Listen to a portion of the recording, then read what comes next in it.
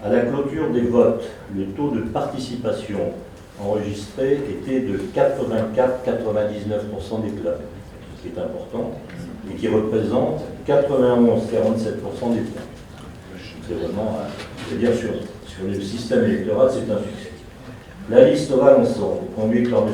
Florian Grill, a recueilli 67,1%.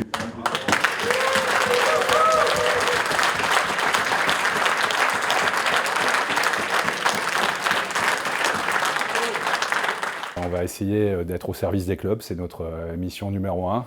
Il y a énormément de chantiers, le plus important de tous, c'est la relance du rugby par la base. Nous, on veut valoriser les clubs qui misent sur les écoles de rugby, les cadets, les juniors, qui ont des étoiles à l'école de rugby, qui font des écoles d'arbitrage, qui construisent les murs avant de faire le toit. On a ce plan installation qu'on a appelé 5+5 égale 20, qui a été un succès phénoménal, parce qu'il a été sursouscrit à hauteur de 28 millions d'euros pour 20 millions disponibles. On va essayer de le remplacer par une action avec Total Energy, qui paye le C2E, et donc qui pourrait se traduire par la rénovation de vestiaires et de clubhouse.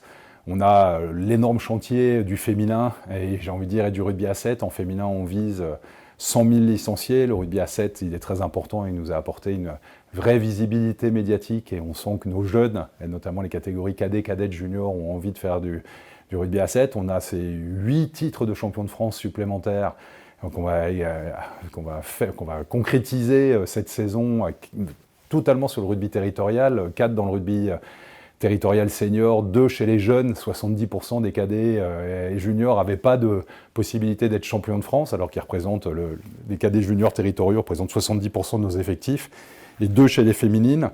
On a la visibilité de l'élite 1 féminine sur laquelle on est en train de bosser. On va très bientôt faire des annonces là-dessus. On a le nouveau label club engagé. Il va sortir le 4 novembre prochain avec Midi Olympique. 47 critères qui permettent de valoriser les clubs qui misent sur l'éducation par le sport ou sur le citoyen.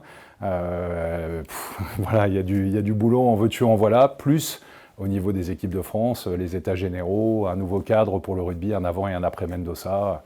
Voilà, il y a du pain sur la planche, mais on est très déterminés et très heureux. On avait mis quelques essais, mais il y en a beaucoup qu'il faut transformer. C'est un gros paquebot, la fédération, on ne peut pas la réformer du jour au lendemain. Donc on peut faire le travail qu'on a à faire. On a 5 priorités, le redressement des comptes de la fédération en 3 ans, sans impôt sur les clubs et sans plan social à la Fédé, même s'il y a des départs, on ne va pas tous les remplacer. La relance du rugby par la base, on en a beaucoup parlé, la relance du nombre de licenciés. La fédération à mission, et donc trouver des sous pour les clubs qui font du bien au rugby, éducation par le sport, citoyenneté.